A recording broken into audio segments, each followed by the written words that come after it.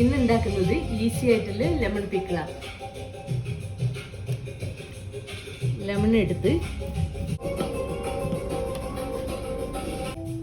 കുറച്ച് ഗാർലിക് ആവശ്യമുണ്ട്.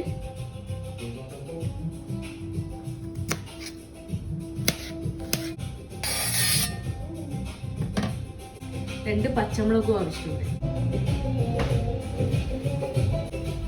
ലെമൺ പാനിലേക്ക് ഇടുന്നു. അര സ്പൂൺ കായപ്പൊടി,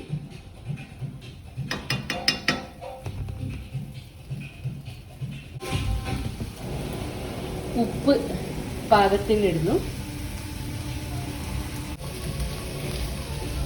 1 കപ്പ് വെള്ളം ഇതിലേക്ക് ഒഴിക്കുന്നു. ഇനി ഇതിലേക്ക് ഗാർലിക് ചേർക്കുക. അരിഞ്ഞു വെച്ച പച്ചമുളകും, 2 സ്പൂൺ മുളക് പൊടി,